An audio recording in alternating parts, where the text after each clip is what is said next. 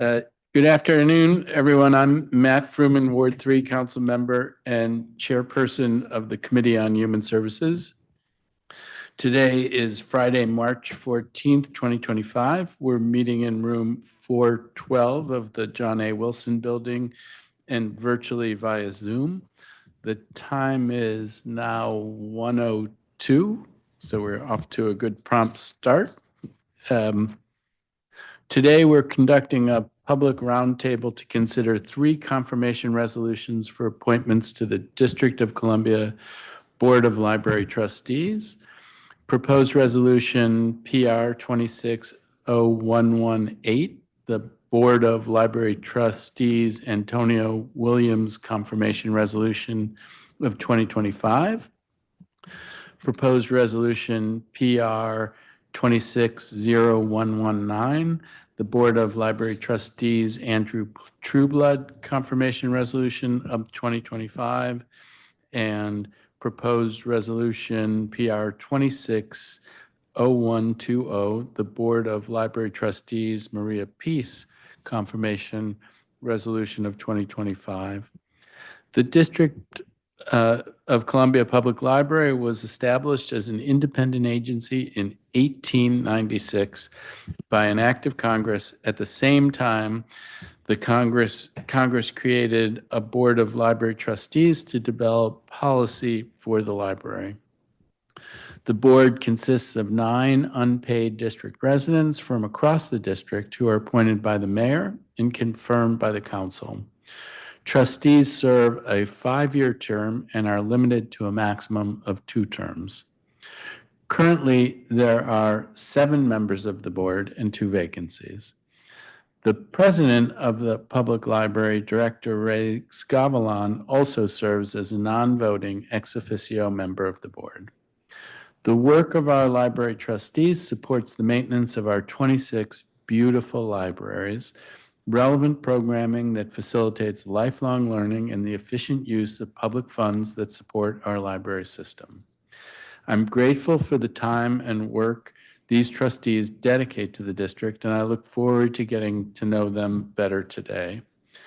Now I'd like to offer a note on logistics. We have no public witnesses registered to testify at today's hearings, and we're not joined by any of my colleagues at this point. A lot going on that people are focused on that are pretty important for the District of Columbia, so don't feel neglected. We will now turn to our nominees, and I invite all of you to come to the table to be sworn in.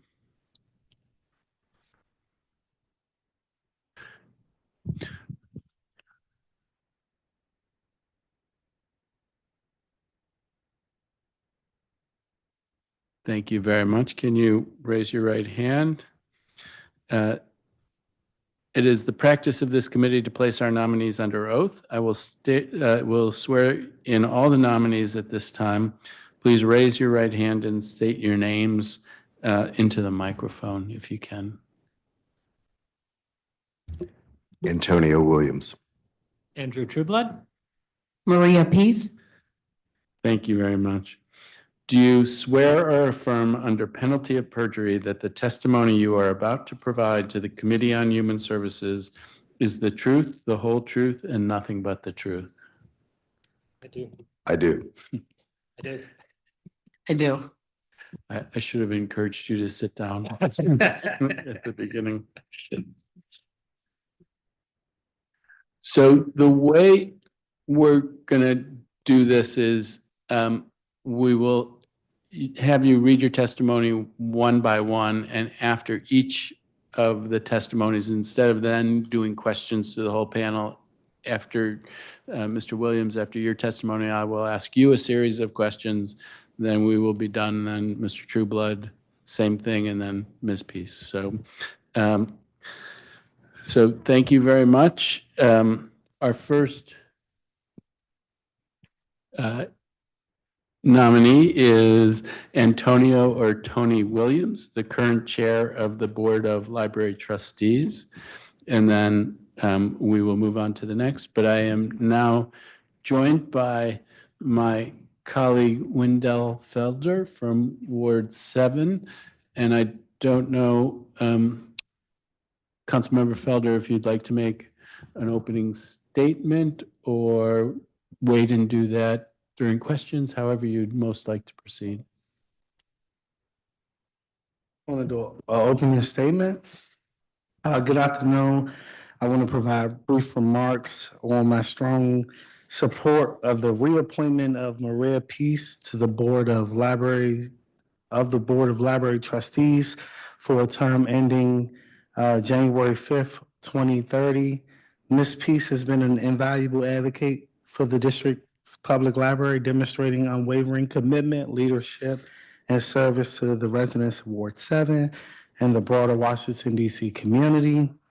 Throughout her tenure, Ms. Peace has championed equitable access to library resources, ensuring that residents, particularly in underserved communities, benefit from high-quality programs, services, and educational opportunities. Her vision for strengthening the roles of public libraries as community hubs has resulted in meaningful engagement, innovative programming, and expanded access to technology and literacy initiatives. Mrs. Peace's deep understanding of the needs of the district residents, combined with her passion for lifelong learning, makes her essential to the Board of Library Trustees. Her dedication to ensuring that our public libraries remain inclusive, forward-thinking institutions aligned with the mission of DC Public Library System, and I wholeheartedly recommend her reappointment and looking forward to today's discussion. I just wanted to throw that out there. Thank you very much, Councilmember Felder. So now we will turn to Mr. Williams, and if you may begin your testimony. Thank you, and good afternoon, Chairman Furman, Councilman Felder, other members of the committee. Let me start by thanking Mayor Bowser for nominating me for reappointment to this committee. It is truly an honor of mine to have this opportunity to serve the residents of the district. I am Tony Williams. I am the current board chair of DC Public Libraries, and it is my pleasure to receive your consideration of my nomination to continue to serve on the board. I was first appointed to the board at a critical time for the DC Public Libraries. It was the start of the COVID-19 pandemic. We were about to reopen the modernized MLK library, and I immediately was thrown, if you would, into the fire and wasted no time in immediately providing thought leadership throughout the pandemic. I served as co-chair of the MLK Library Task Force and provided guidance on all aspects of the reopening of the Central Library, including the institutional rebranding exercise that took time at that same place. Taking the helm finally as board chair in March of 22, I had several notable accomplishments that I think would be relevant to my reappointment. I started off, as I said, I guided the post-COVID-19 rebound. As a result of that, on FY24, our quarterly total gate count surpassed 900,000 for the first time since FY19, and many metrics, including digital circulation, usage, customer access to Wi-Fi, pages, copies, study room, all now exceed FY19 levels. I guided and created the Arts Advisory Council, which is chaired by Brian Williams of Step Africa, to provide guidance and support all DCPL exhibition efforts. This brought arts communities from around the city all together to make sure that they were actively advising Rich in the library to make sure that our libraries were truly accessible, not just to national organizations that call DC their headquarters, but to DC-based arts institutions. I created the GO-GO Advisory Council, which is chaired by my fellow board member Chanel Anthony from Ward 4 to provide guidance and support of DCPL's efforts to preserve and promote the history of go-go in Washington, D.C. I hosted the Friends and Foundation for breakfast meetings to make sure that we are aligned on the goals of the library, making sure that the library is truly connected to the communities that we serve and that we are hearing their voices every single day.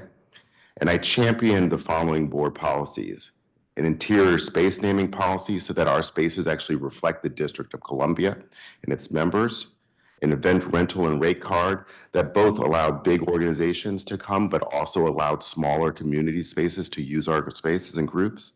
I repealed our user fees, and I passed new spending guidelines for revenue generating activities to ensure that those revenues that are generated go to supporting our libraries and our communities. However, what I am most proud of during my time as board chair is how we've evolved the board to serve as a thought partner to Rich and the DCPL staff.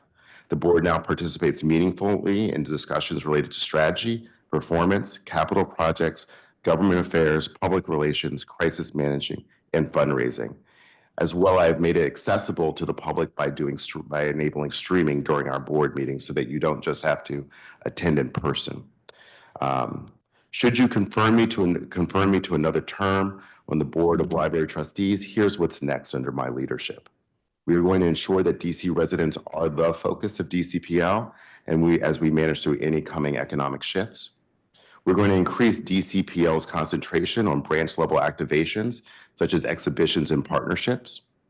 We're going to improve public safety, and we're going to ensure that DCPL remains the center of our neighborhoods. We're going to listen, we're going to meet people where they are, and we're going to be the go-to place as we educate the next generation of DC residents. Thank you. Thank you very much, Mr. Williams. So I'm going to start it with the easiest stuff, which is, I mean, we all love our libraries. I love our libraries. We want the people who are advising our libraries to also feel that love, even at a personal level. So I just want to confirm that you have a library card and hear from you about how you use the libraries. Do you have a branch that you like to go to in your neighborhood? What kinds of things do you like to check out? How has that changed over time? What's your relationship to the libraries, not as a trustee, but as a district resident? Sure, happy to do it. So I may have several library cards because sometimes when you forget yours and then they ask you, well, what's the number in your card and you don't remember, you get another one. But so I'll say I have not only one, but I may have 2 or 3, to be perfectly honest with ourselves here. I'm really not sure what to make of that, but go ahead. The primary way that I leverage and use our libraries is actually with my children. I have 2 young children, a 3-year-old and a 2-year-old, and we use the libraries on a weekly basis. So that is both leveraging children's story time, that is as subscribers to the Books from Birth program, that is as just regularly using it as a place for gathering. Particularly, we're leaving the winter season and having a place where my kids can go and congregate with their friends and have community and be exposed to books and toys and other learning things has been a critical space. So we are heavy users of the library. Okay, thank you very much. Can you talk about how your professional and other experiences, why they're relevant to your role as a trustee and as the chair of the trustees? In what ways do you think that your professional work has prepared you for this adventure? Absolutely. My career has been dedicated to opening, increasing access to really underprivileged and low-income residents to the benefits of broader technology and education. I am the creator of the Comcast Internet, or one of the creators of the Comcast Internet Essentials program, which is the largest private broadband adoption program in the country. I was advisor to Congress on the creation of the ACP program, previously the EBB program that provided subsidies for low-income Americans to access the internet. I have been a partner to NDIA in the establishment of digital navigators to help folks who have access in terms of the facilities and even the ability to pay for it through subsidies, but are unaware of those or how to leverage that to make sure that we are meeting people where they are. So I am not just an advisor, but really a leader in the space of digital education and technology, and how do we bring that access to people where they are. In addition to that, I am the board chair of Washington Leadership Academy and have worked in the education space, supporting educational alternatives for our youth in DC. I don't even know for how long. It's really since I can remember. More importantly, I'm a resident of the DC. I'm native of Washington, DC. I was born and raised here. The libraries are where I learned to read, and my experience, so I have a personal experience of the power that libraries can have, and I've invested, and I'm personally invested in how do we move that forward. Professionally, working for Comcast, NBC Universal, I run our local government affairs operations across the country. That means that I am constantly in conversation with mayors and leaders from every city in this nation, and I get to be able to borrow the best practice for those and be able to bring them home here, particularly to my role in the library board. Thank you very much. Can you speak to, you spoke to your priorities and accomplishments as chair of the board, and so we don't need to go over that again, but you also serve, I believe, on the contracts review portion of the board. Is that a committee on the board? It is a committee on the board. That committee always includes the board chair. So every board chair of DCPL prior to me as well served on the contracts review committee. Can you talk to me about what kinds of things you do in that role? And has there been any significant actions relating to, I guess it would be the decisions of the library chief contracts officer? What happens there? What are you doing? What kinds of things have come up? So that is every contract over $10,000 gets reviewed by the contract review committee. Largely, the contracts that we very much focus on there are those large contracts that we have that to provide services to the library. They are generally our janitorial. They are our books acquisition. I forget the name of that contract, but when we're purchasing books, our contract with our vendor to provide electronic books. They largely we focus on our larger contracts, make sure that they are going through the correct process, that Rich and staff have gotten the appropriate reviews, have published them appropriately. So that is where our real focus has been on that committee. The other thing that we have done by that in part of that committee is we have also made sure that as contracts do come up for renewal, that the DCPL is appropriately advertising them, bringing in minority vendors to make them aware when those are up so that they can also compete for them. All right, thank you very much. We heard during the public oversight hearing and actually also in the public oversight answers from the library about issues that including the increasing costs of and demand for electronic materials, maybe a difference in where, who's seeking those materials, declining physical circulation and attendance, especially in neighborhood libraries. We haven't fully recovered post-COVID from the declines that we saw there. Our numbers are up overall, but that's a lot about MLK. And so our neighborhood libraries are an issue, one of the, a challenge, I think, in some places. And then modernizing our libraries has been, each new one is more magnificent than the last, but the cost of each is going up, creating increasing challenges. So I'm curious, when I look at the library system, I think it's fabulous, but I think it faces challenges like that. And so I'm curious how you see those challenges and what kinds of things you hope to be supporting in your role as chair of the Board of Trustees? Absolutely. So I think any of my fellow trustee members here or Rich will tell you that I am a constant refrain on the question of digital circulation and how do we maximize the value that we are getting from it. We, unfortunately, the way that digital circulation works is different than the way that physical circulation works. With physical circulation, you're able to buy a copy of a book or a number of copies of a book, and then you're able to lend it out as many times as you are able to. With digital circulation, you incur a charge for every time that someone borrows that book and that it's lent out. And so what it means is that as we increase usage, we also then increase the cost and the budget that we put towards that. That, in particular, as we have reciprocity with Maryland and Virginia public libraries and that we share that work, that means that, we want to always are being vigilant and are encouraging Rich and the DCPL staff to think about and make sure that we are maximizing that usage for DC residents. In terms of our neighborhood libraries, I don't see it as a challenge. I see it as an opportunity. We did open up MLK. That enabled us to really, and we focused on driving usage of that really and activating that marvelous space. We are very focused right now, and one of the core tenets that I am focused on in the library is making sure that we are activating our branches. We are going to be doing that in partnership with both the Friends as well as the foundation.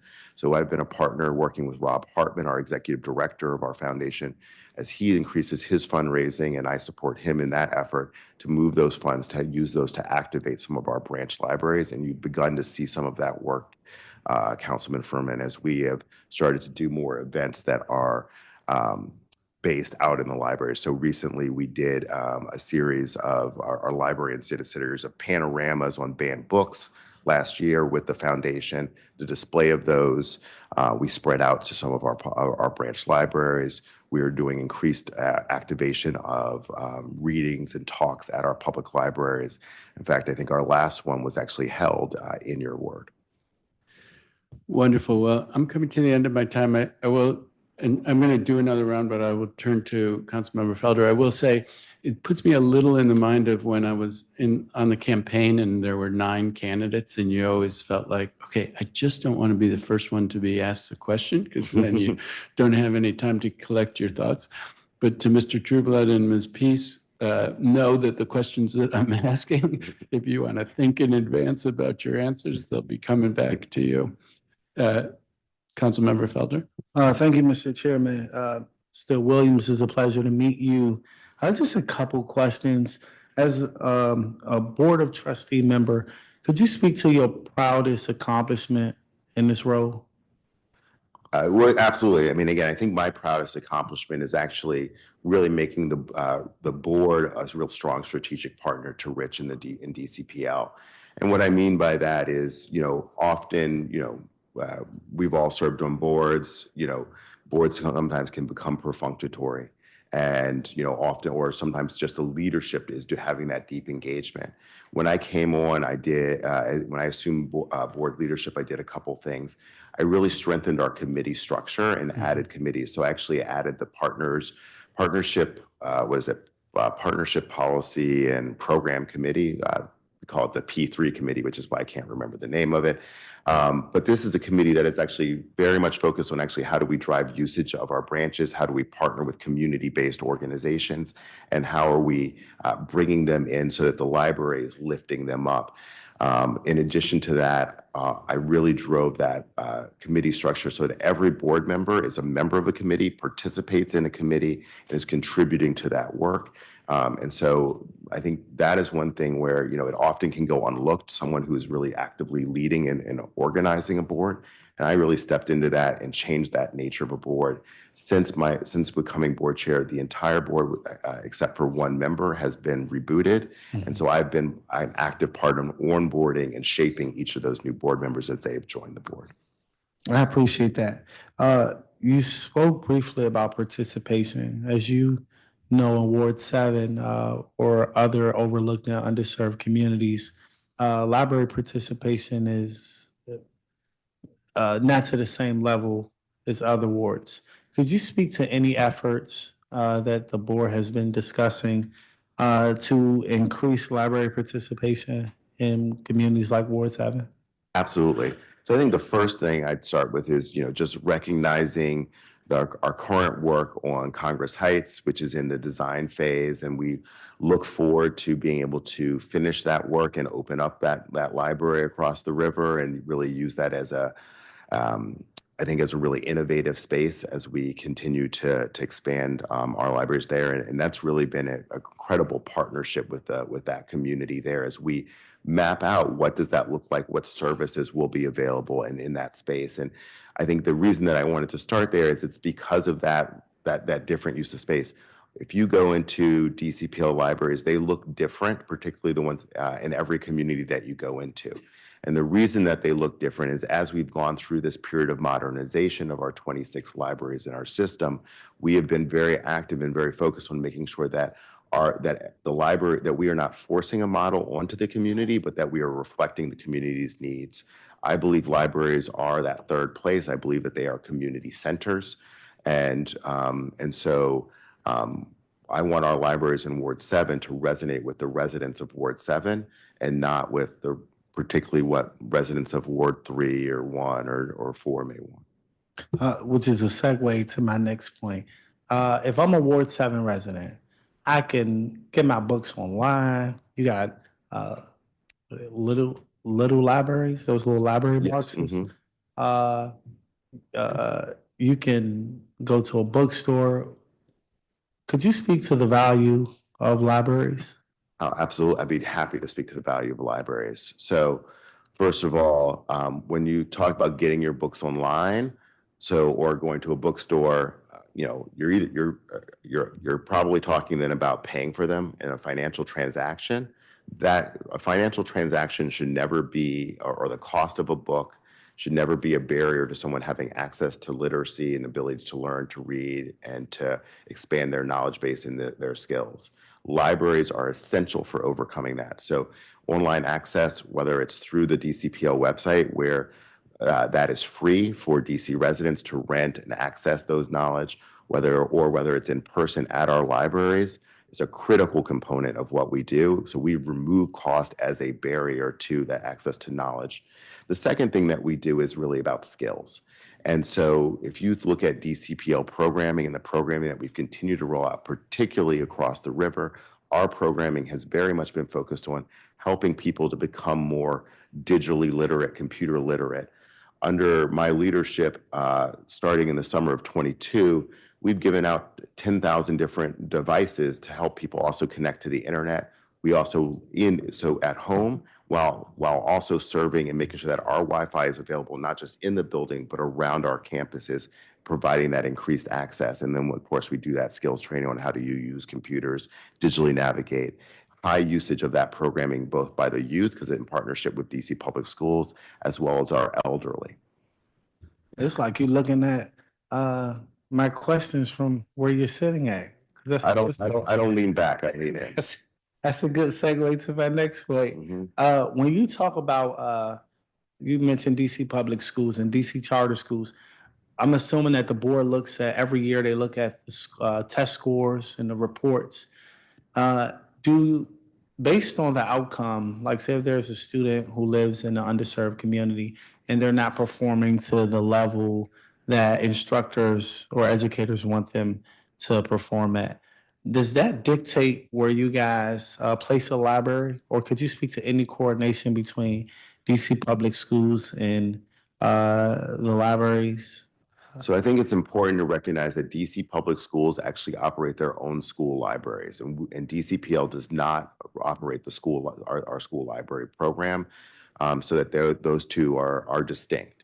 That said, we do coordinate with and partner with with DCPS to make sure that we are really because we are really a spot for after school and when school is out. And so really what we look at is making sure, and really on this one, it's about the use of our study rooms for kids, and also making sure that when we are seeing increased use of, and like the Juanita Thornton Library is a good example of this. It's a transit point for a lot of kids, making sure that that library, that space in that library is accessible for them, so that we're welcoming them in while they're waiting for the metro, the bus, meeting their friends, etc.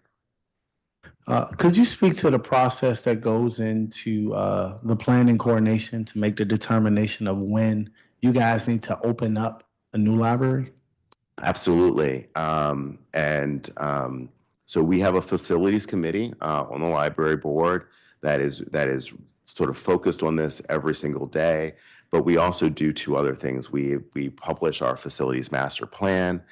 In that facilities master plan, what goes into that every time that we are updating that is actually a series of community listening sessions, a number of different analyses. And so what we do is we both get feedback from the community, but we are also using and doing an overlay map where we look for, if you would, any what we'll call library deserts, right? Any places that, if you would, are really unserved by that. And we overlay that with how we know that communities connect or work. And we identify both places that need a refresh, but both opportunity for new libraries. I know one that, we have had a lot of conversation about, or two that we've had a lot of conversation about and have been priorly recommended. One is obviously the new Eckington Edgewood Library that we would like to open. Should we receive, the appropriate funding and support to do so and to make sure that those two communities do have access and are served. And then, we have talked about how do we make sure, Upper Ward 4 is appropriately served as we keep Shepherd Park where it is, but it creates an opportunity for us to look at Kennedy Street and others. And I know that we've been a partner with Councilwoman Janice Lewis George in that conversation. Thank you. Could you speak to, from your observation, do you think the district has enough libraries? And if not, what additional communities do you think, or what additional libraries do you think should go into certain communities? So let me start with this because I actually get to travel around the country frequently. If I think about this past month, I've been in Philadelphia, Atlanta, Chicago, and in every time I go to a city, I try to connect with the library and look at their talk with their leadership and understand how they approach it. And one thing that I can say is that DCPL and the district has funded a world-class library system. If you compare us to any other major city in this country, our library system is top notch, if not number one. And, I can't thank this council and the mayor for the support, for your support and her support of our system. So I would easily put our system up against anyone else's system. That's not to say that the best can't get better. And so I think we are always looking for those opportunities for us to improve our system and fill the gaps, and would love to have your input on where you see that need, because I think really it should be the community talking to us about where that need is and not us dictating to the community. I appreciate that, Tony. And my final question, as we go into budget season, is there anything top of mind that as the Ward 7 council member I should be mindful of? I do support the work of the libraries, especially in communities like Ward 7. The more you read, the better you write, the better you write, the better you speak. All three of those things correlate with one another. Nonetheless, is there anything top of mind that you want to put on my radar as we enter into budget season? Sure. I think there are a couple things that I'll put on your radar, and I hope hopefully I don't get over my skis on any of them. Number one, safety. So, we have a prior model where we had rotating safety officers throughout DCPL and our branches. Increasingly, we need to move to more of a one-to-one safety space so that our librarians feel safe, so that our patrons feel safe, and so that we can really fulfill our full mission as a community center, because we serve all parts and all populations of the district. So what that means is that while we are serving youth, we are also, and children, we are also serving the unhoused often. And so it's important that we have that ability and that we can and that we can manage that. And a librarian who's an expert in managing that space as a learning space is not a safety officer. So, I know that that is reflected in the request that you received in the testimony that Rich provided to you earlier, but I will double down on that importance, particularly in this moment of budget austerity, that importance of making sure that we have the ability to have those safety and security officers in our libraries. The second is our front-facing branch staff.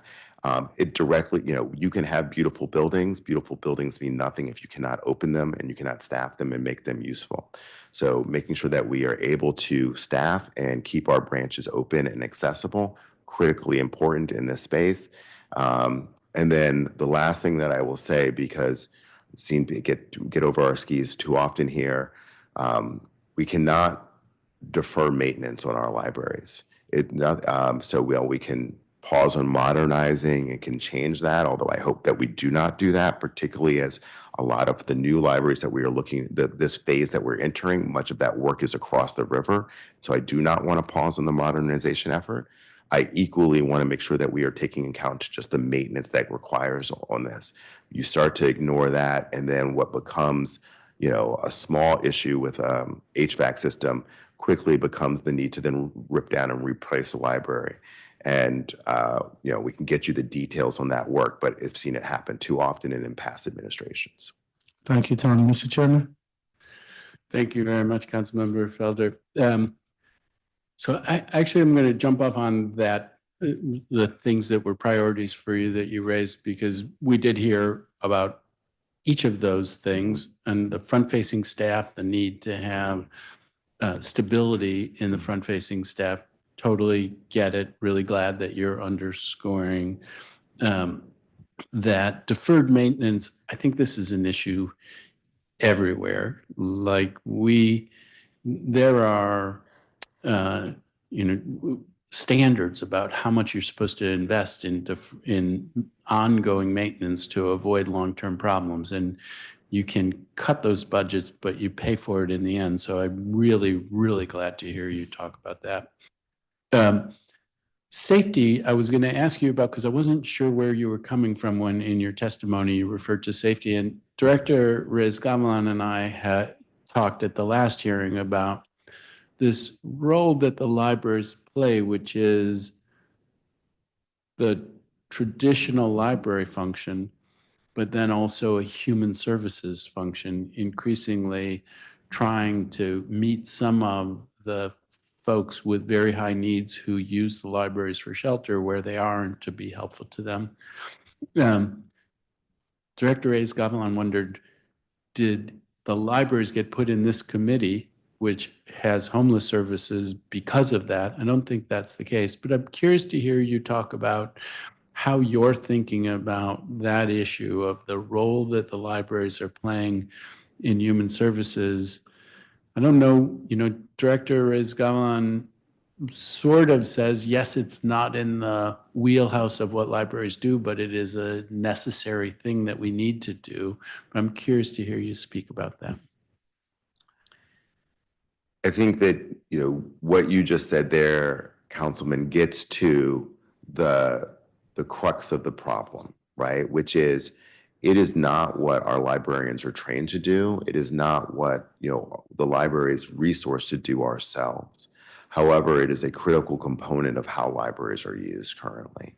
And so how I think about it is, how do we strengthen our partnerships with other health and human services providers to make sure that we have the services on site that are necessary for them, but that we are also helping those who come to the library, maybe for shelter, also access the broader services available to them from the district. And so I look at it as something where we can strengthen our partnerships. And I've talked, with Rich about how do we strengthen those partnerships with those other agencies, and really also how do we encourage those other agencies to leverage our libraries as places where they can meet those populations where they are.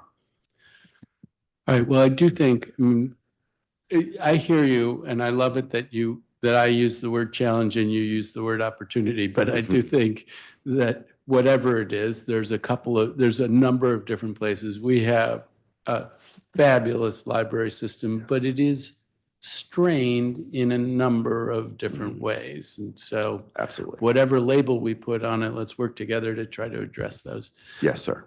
I'm going to turn a little to financial disclosure.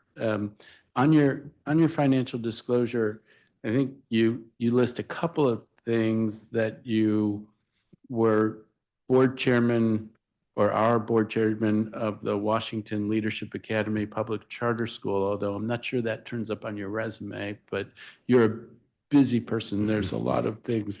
And you have a job, and you had, I don't know how many kids you said. I've got two, but I got one on the way. So I'm adding district residents all the time. So, and then also on the Board of Trustees for the Joint Center for Political and Economic Studies. You might speak to why the Washington Leadership Academy Public Charter School isn't listed on your resume, or maybe are you still doing it? In any case, how do those things compete for your attention with the work that you do for the Library Board of Trustees? It seems like you have a lot on your plate. Of course. So, well, I do. I like to stay busy. Don't sleep a lot. But what I can say, first and foremost, DCPL is a priority for me. DC is my home. Libraries have played an important role in my growth and development. And I think, and I view it as a critical, important way that I am able to give back to my community. My work on Washington Leadership Academy's board, I am still on the board of Washington Leadership Academy. I am still the board chair of Washington Leadership Academy. While I am the board chair actually of both DCPL and Washington Leadership Academy, I'm a strong believer that the entire board needs to contribute to it. And I'm not an expert in libraries myself. I'm not an expert in public schools or charter schools myself. So what I've focused on is making sure that the board has the right talent on it, and then making sure that that talent is being fully leveraged. And so I manage, and that's what I do as a board chair, and that is how I make sure that that work gets done and accomplished. And so every time that I talk about my accomplishments, I am talking about the accomplishments of that team. All right, wonderful. Thank you very much. Then there are a number of things that are listed on your resume, but weren't listed on your financial disclosure. And the financial disclosure calls for you to list all of the unpaid things that you do. I don't think it's a giant issue, but I'm curious how what happened. I think that, and there's a new financial disclosure that comes out in May, but it also lists board chair for the Democracy Prep Public Charter School, advisory board member for the New Leaders Council, board member for Call for Action, member of 100 Black Men of Washington, D.C., and National Urban League Urban Solutions Council. And I think your letter indicates you're board chair for the Black Tech Futures. So let's look up. First of all, we're going back like a decade now of boards that I've served on over the last 10 years. So some of that is just outdated. Is quite, I think the primary answer here. I don't have dates for when I served on all of those different boards. Democracy Prep, for example, no longer even exists, let alone could I be. So not only am I not on the board of that, but I don't think the school even exists anymore. So much of that is out of date, Council. Okay, super helpful. Thank you very much. And am I right? You have to do your next financial disclosure. It probably is in my email, actually. I think I'm pretty sure I saw it to fill it out. But yeah, I think it's the middle of May. So okay. All right, and so on those things, it was seeing that long list, and on some of the resumes, it does show from here to here. Yours listed, I'm not sure that what mine doesn't show dates, but I had the same question. You can imagine if I thought that you were doing all of those things. I would have those questions too. So, all right.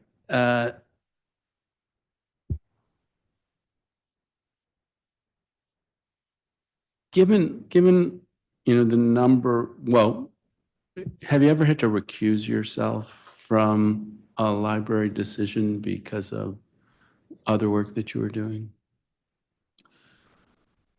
So not from any board level decision, but DCPL has partnered with with Comcast on other community partnerships or events, and I make sure that I am not part of any of those conversations on either side, but it's not a board level decision.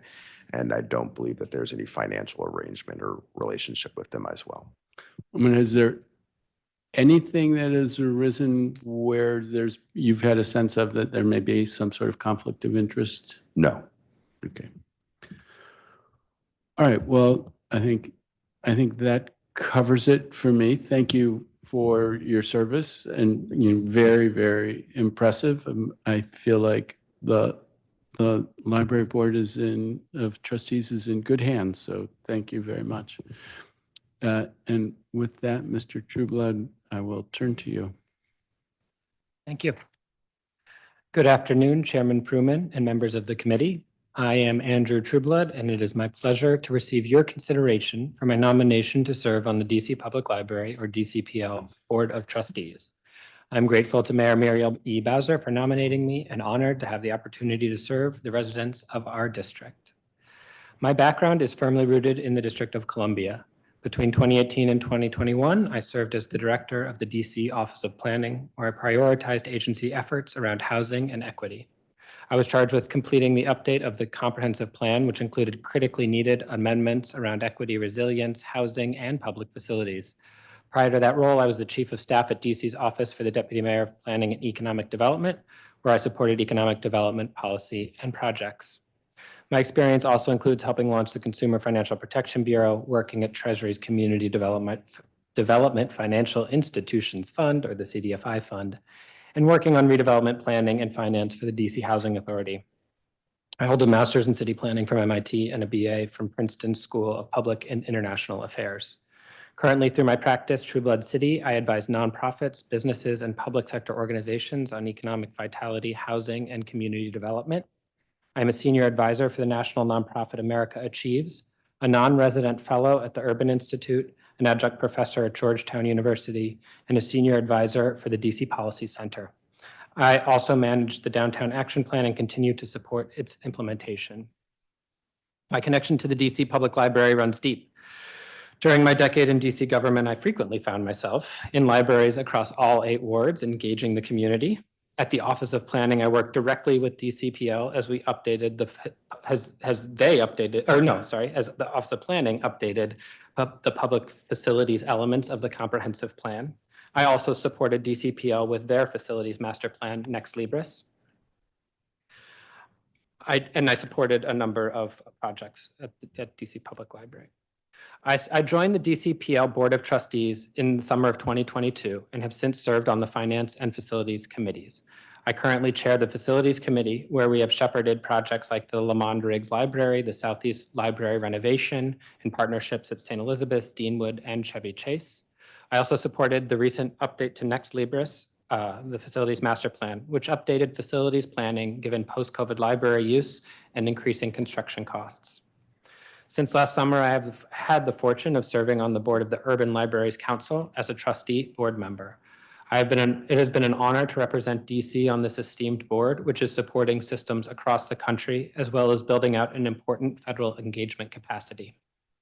Through our meetings, I have participated in various conversations, including those about the importance of ensuring libraries are accessible to and valued by everyone, regardless of background or ideology. As the nation's capital, this is especially true in the District of Columbia. My family and I are avid patrons of the nearby Southwest and Southeast when it was opened, and currently the Capper Library, as well as absolutely world-class spaces in the new MLK Library. I am also a user of DCPL's ebook and audiobook resources, especially during COVID, and my son loves every Books from Birth book he receives in the mail. Inspired by my work as a DC Public Library trustee and a ULC board member, I wrote a newsletter last summer entitled Love Letter to Civic Infrastructure, which celebrates the roles of libraries in supporting our city and society, especially in challenging times, such as after disasters, or during economic downturns. Given the current uncertainty and challenges faced by our community, I think DCPL will be more critical than ever. I hope to have the opportunity to continue to serve on this essential board. Thank you, Chairman Fruman, for the opportunity to testify before this committee. I'd be happy to respond to questions from you and any other members. Thank you very much, Mr. Trueblood. Well, you answered a number of them. So as you would imagine, I was going to ask about a library card and how you use the libraries, but you've responded on that.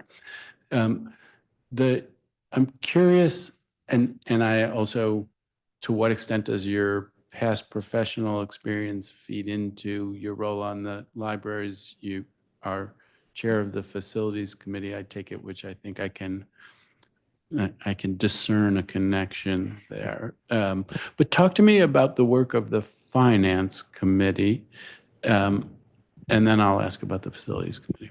Sure. I mean, the Finance Committee, I'm just a member of, and that work is primarily around reviewing the finances. I would say sort of like the Contracts Committee, much of the work and the decision-making is done by the staff. In this case, the CFO does all the financial reporting, and most of it is really just tracking and understanding where the library system is, and then reporting that up to the trustee, or to the full trustees, full board. And now the facilities committee, which you chair, and I think it sounded like you were saying that when you were at OP, you worked on Next Libre, and now I think in your new role, you would have been working on the update. But talk to me about what is happening in the work of the facilities committee. Yeah, I'll just clarify because maybe it wasn't clear. When I was at OP, we supported the DC Public Library with a number of data elements and other things for them to, as they wrote Next Libris. So we partnered with them. And that's one of the reasons I was very excited to join this board, was through the work I did on that. Recently, I think in the last few months, we've released an update to that 10-year plan. And I think what it was is that the Next Leaders came out just before COVID. So it's, as you had mentioned in your earlier questioning, really taking into account how facilities are used now and differently, and kind of making a little bit of small changes to approach, but it doesn't change the overall plan itself in terms of where there are proposed libraries, where there are, to address service gaps, and the overall kind of facilities master plan. One of the things we're all worried about is in rising costs. And I wonder, I mean, I would imagine you're looking at this in your day job professional life and then also in this world. How are you seeing the challenges from rising costs in terms of executing on the facilities plan?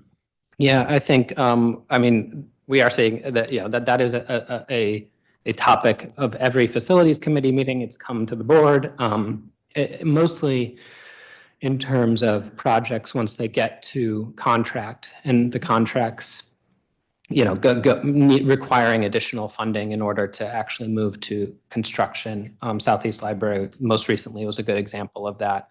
So that then obviously flows through to budget requests. So that's how we've been addressing it, is as the cost increase, we put in budget requests and work with the mayor and the council to fund that.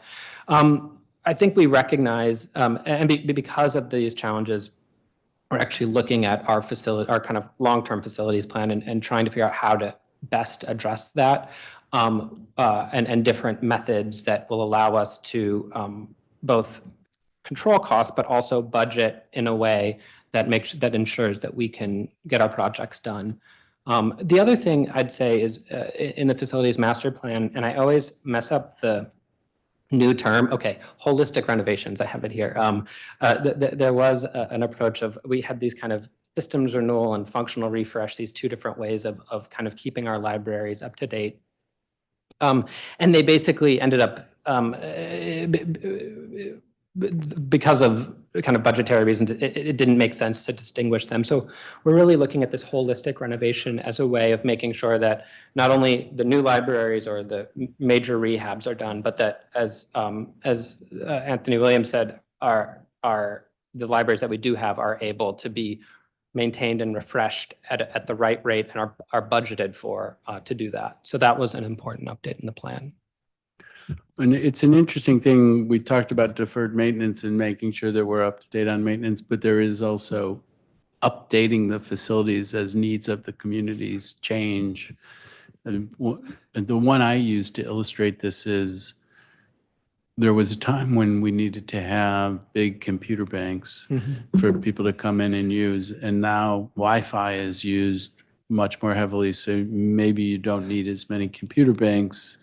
You need a very, but speak to the way in which you guys think about, you think about, well, this was a 20th century facility and it needs to be a 21st century facility, but now we're in a place where this was a 2010 facility and it needs to be a facility for the 2020s. How do you think about those kinds of updates? It's interesting because that was sort of the functional refresh category that used to exist. But what we realized is we're really like, by the time it's not just pulling up putting down new carpeting and putting new paint and maybe like bringing in a new piece of furniture. You're really rethinking the space usage and how to make it valuable. And so that's what the holistic refresh is about. And the idea is we can plan so that we also, if we need major systems renovations, we can have it all done together rather than haphazardly kind of across time. But I think to your question about actual usage, one of the things I think DCPL does quite well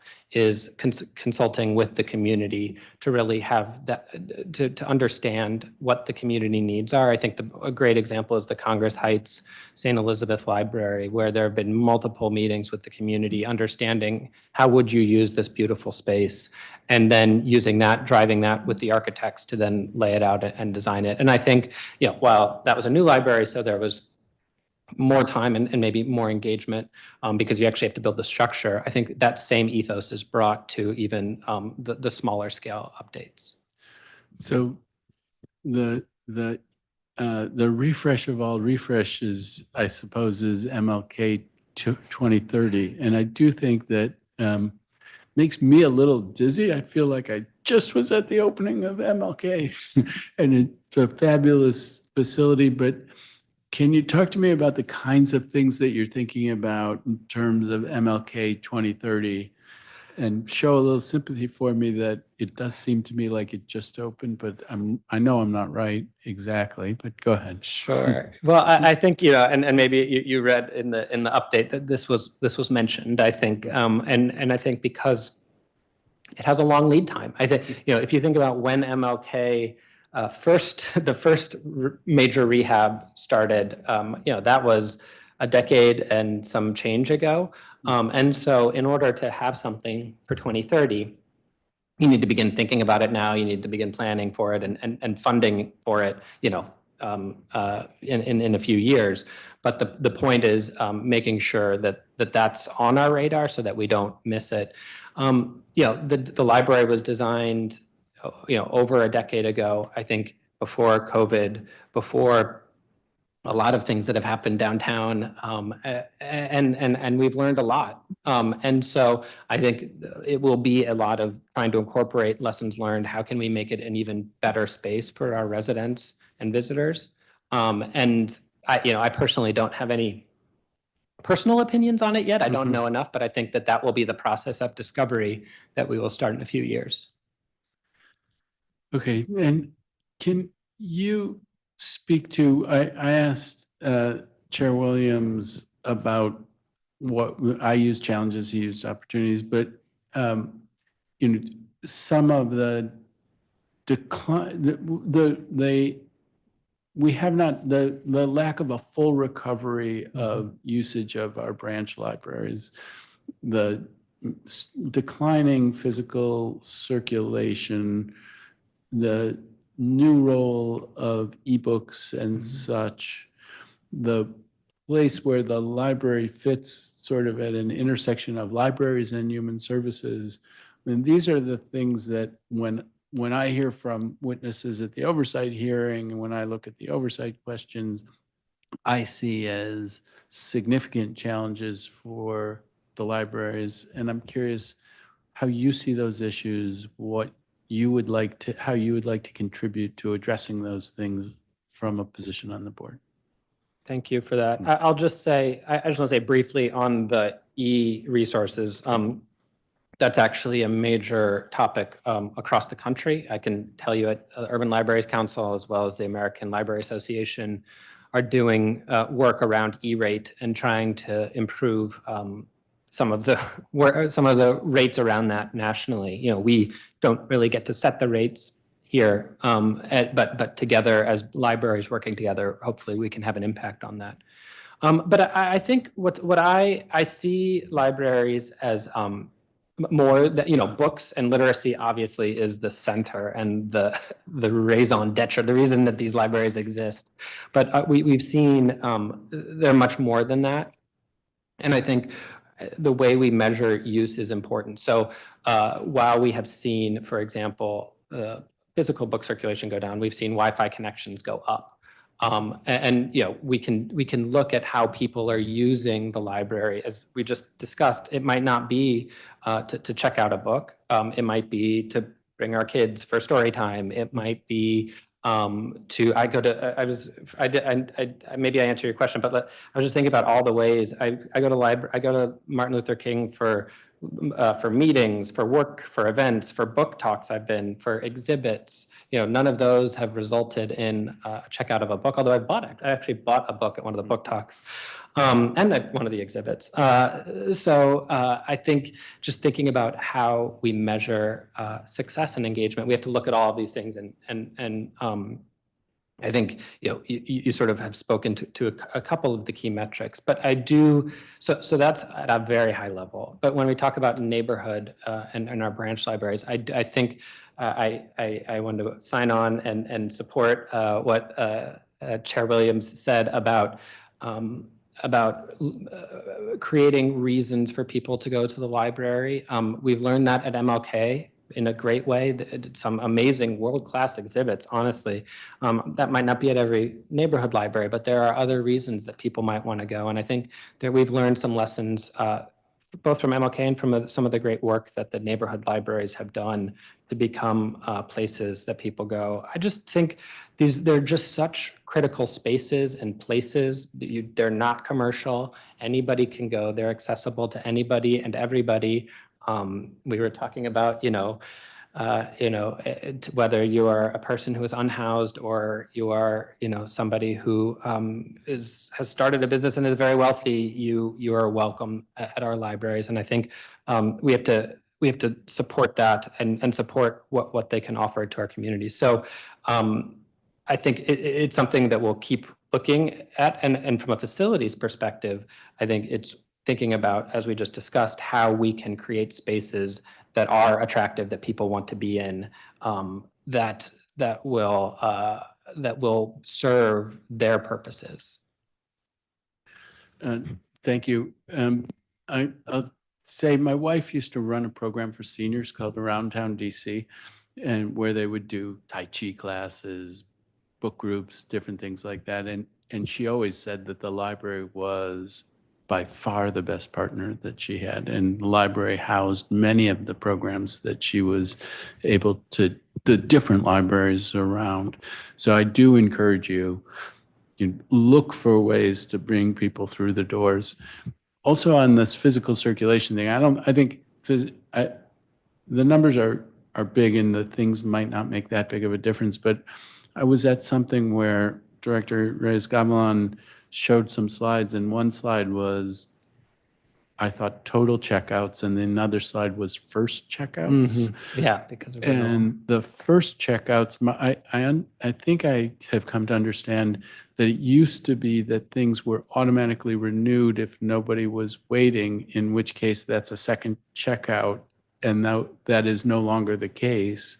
And I don't know how big that is, and whether we're looking in total checkouts, apples to apples, because there was a time when total checkouts included automatic renewals and a time when it doesn't.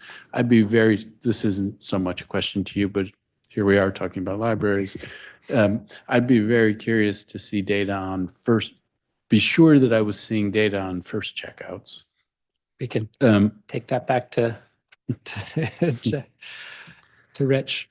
Okay, so over to your disclosure, and I think you had a couple of things. You also have been busy, but you you annotated your list, so there are some things that are on your list that are, time limited, but there's a couple of things on the list on your resume, the Washington Housing Conservancy and program advisor to Georgetown University that are on your resume, but weren't on your disclosure. And I don't know if there's a reason for that.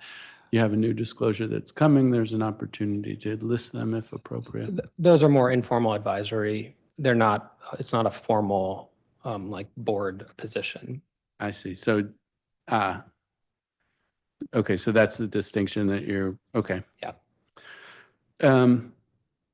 And I guess a similar set of questions to you about whether there's ever been an occasion where you felt like you needed to recuse yourself or you have any sort of conflict of interest in your role at the No, I have not had to recuse myself. And there have been occasions on where I've been out in the world and someone asked me to work on a project that might be related to the library, and obviously I do not participate in that. So you avoid anything that might create a conflict of interest for you Yes, in your role on the very library. much. And I was interested in your testimony about the national organization and trying to create federal linkages, which I think is a thing that we're all trying to do, need to do. But talk to me a little bit about what that work entails and what you're getting at when you were saying that you're looking at increasing federal linkages. So traditionally, there's a group called the American Libraries Association, which is, they're the big trade group, but they include state libraries, they include major research libraries. So they have lots of different needs, and they've had some challenges too that you can read about if you're interested. And I think because of that, the Urban Libraries Council, maybe 2 years ago, decided that they would start to do some federal engagement because they were worried, and they had seen, library systems had seen that their elected representatives on Capitol Hill weren't fully aware of what libraries were doing. All of these things we've talked about, they might see libraries just as a place for books. They might not think about it or think about how whatever they're working on might impact libraries. So they have started doing that federal engagement, just going on the Hill, inviting member libraries to come and speak to their representatives. I think that's works for us very well because we don't necessarily have the same representation, and it's been interesting how many members of Congress just aren't thinking about this. And I think some of the conversations now are very much about how libraries can and should be really nonpartisan. They're in every community, they reflect their community. In our community, they reflect our community, and this is very different than a library in suburban Colorado.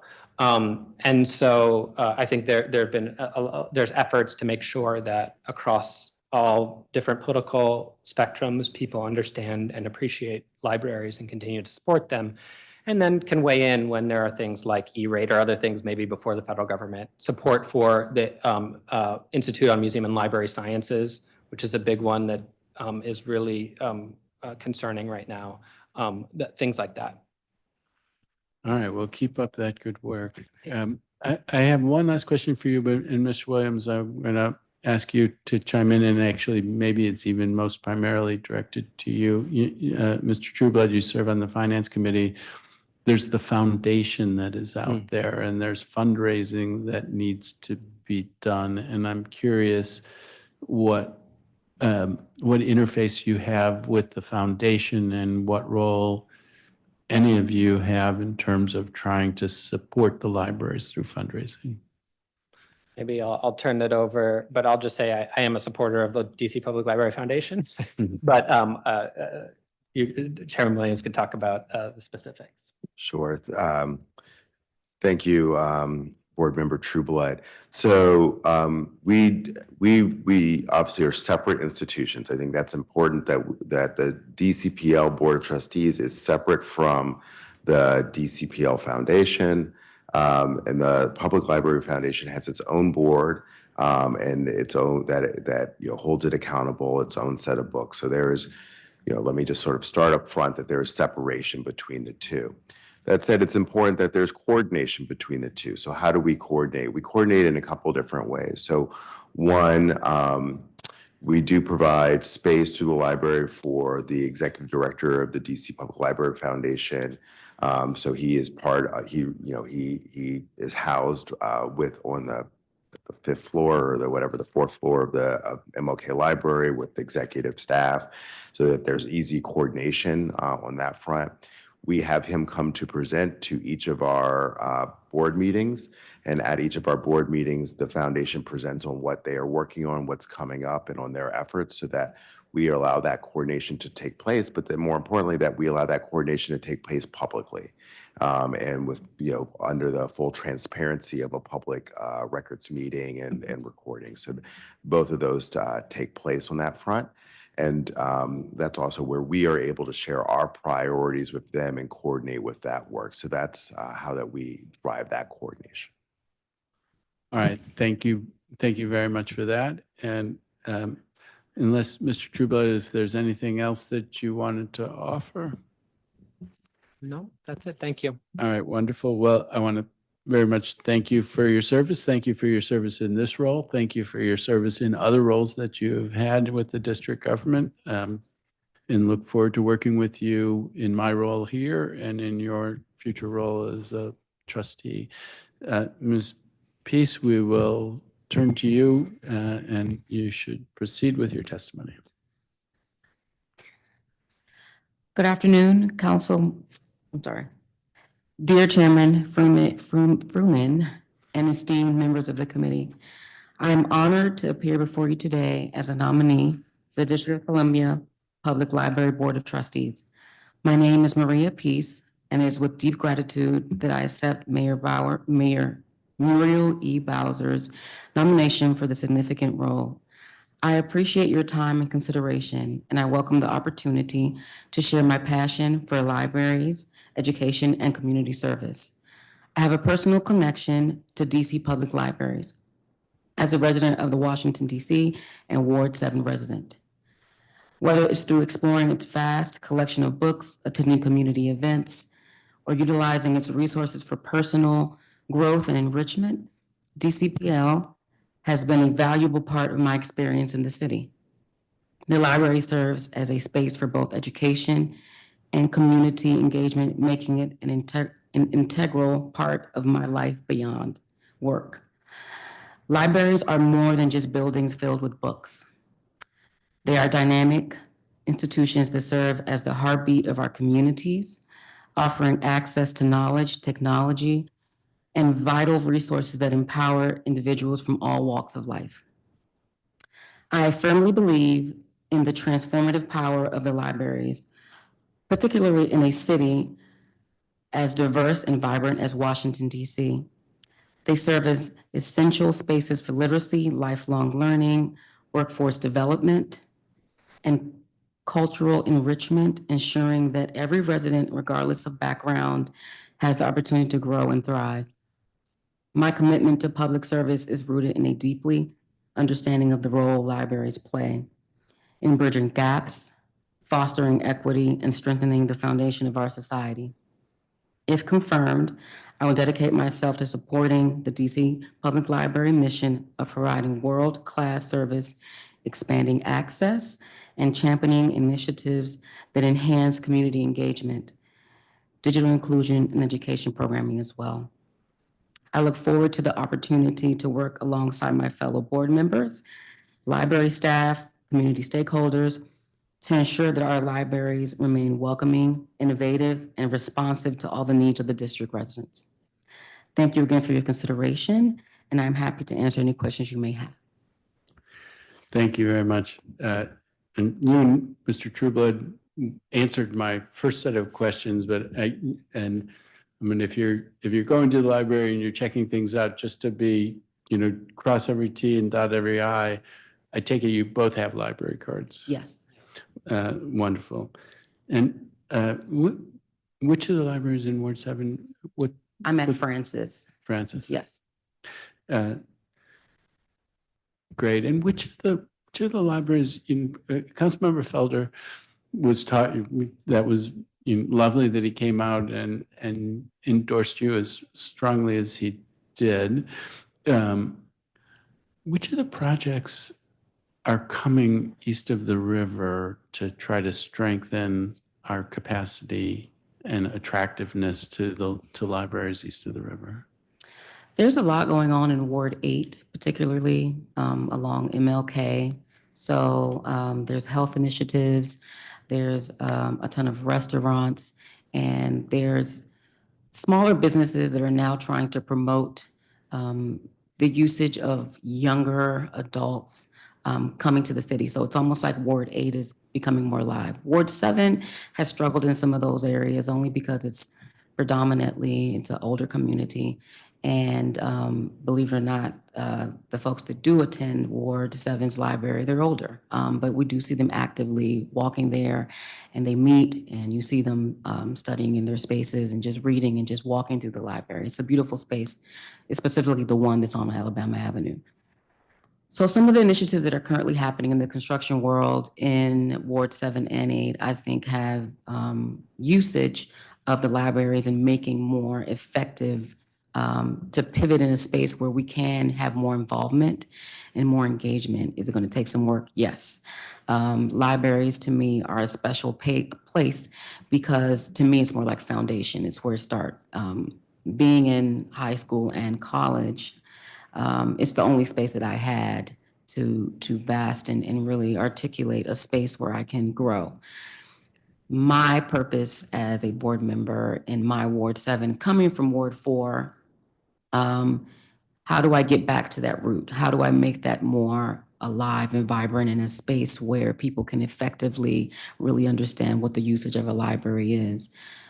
Yes, there's Wi-Fi. Yes, there's computers. But how do we engage more? And some of the things that I have seen locally and Ward 7 part is we gather there to talk about different ways where we can promote growing our own vegetables and fruit and things of that nature. And that involves everything from a younger crowd all the way to an older crowd. So things of that nature, I would suppose. I mean, I was struck when I looked at the data about visits that there are places east of the river where visits have not recovered as much as one would hope. And so it does strike me when you think about, and I'm sticking with challenges that the library faces, but we want to get more folks through the door, and what are the strategies that will help us get more folks through the door in Ward 7 and 8?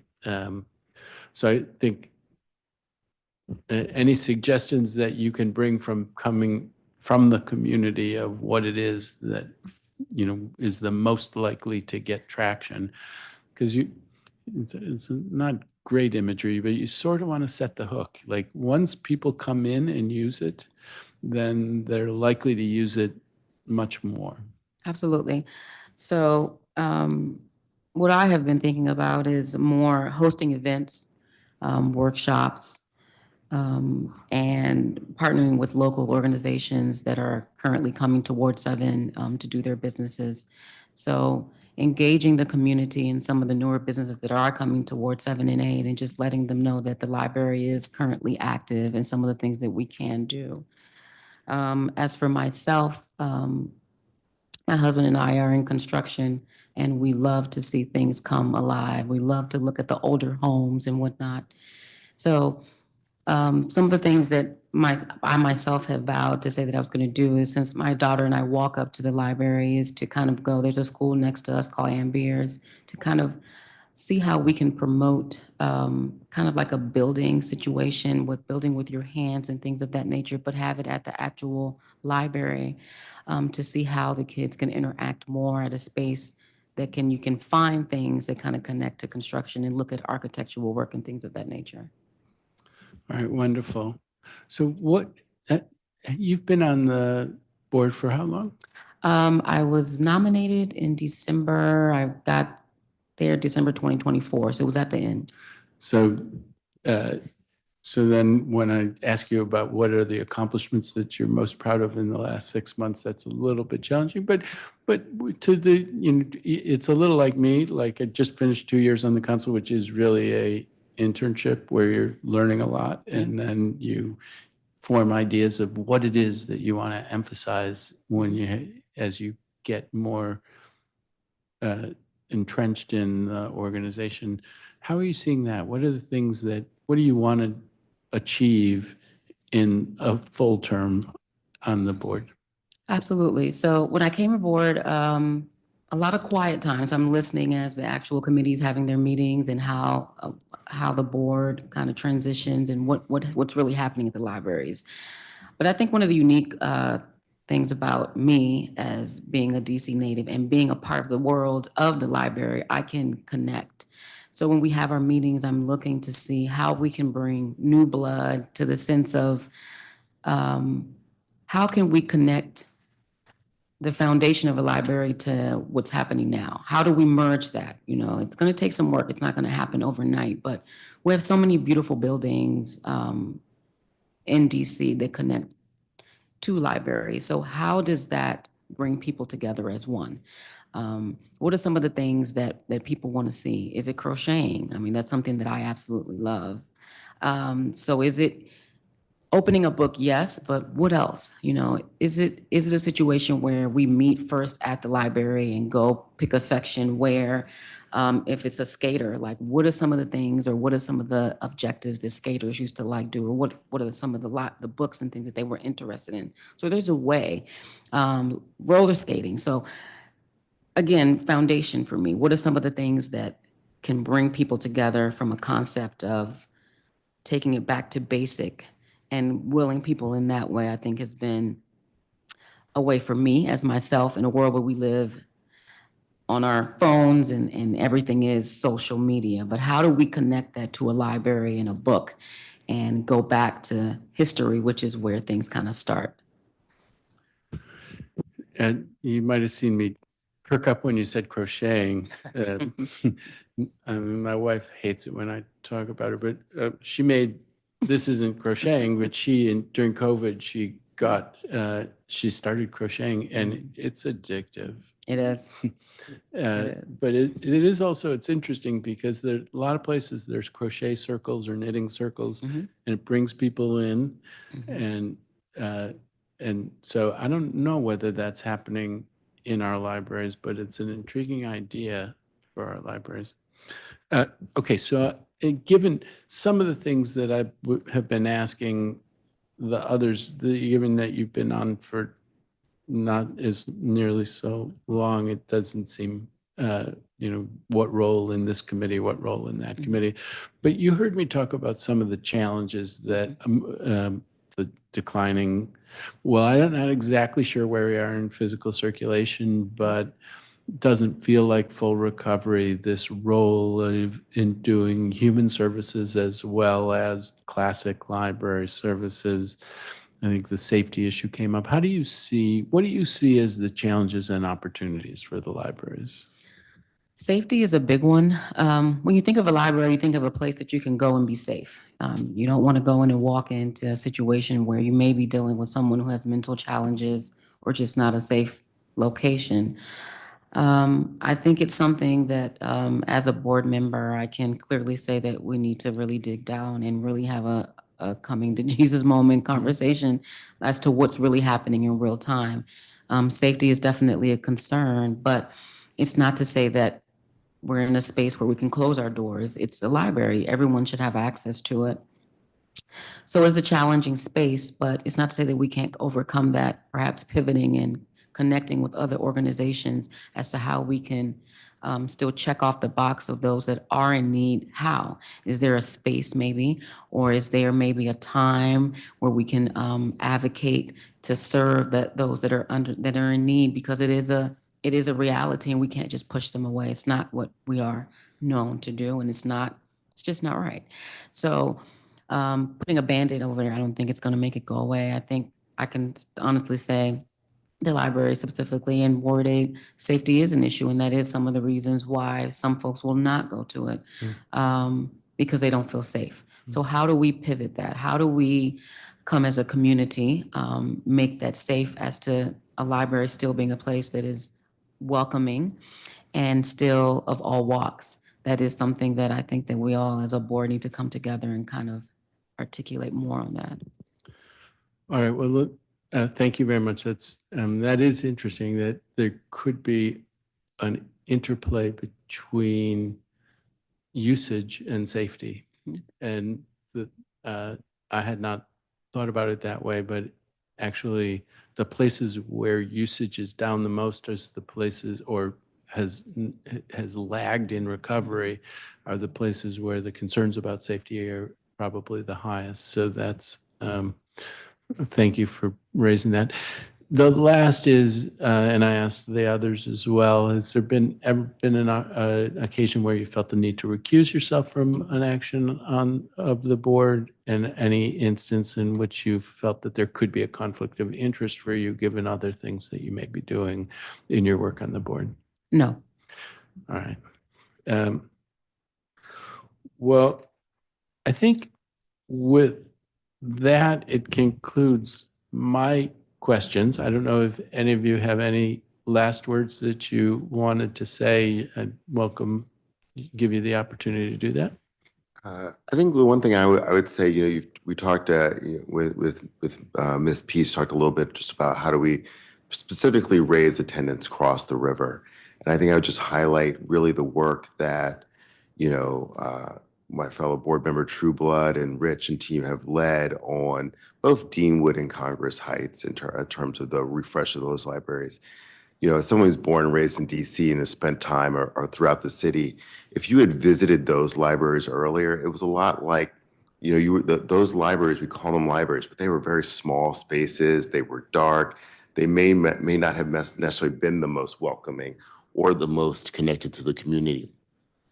So when we are refreshing those spaces, as board member Trueblood spoke to, we are really changing the nature of what a library looks like across the river.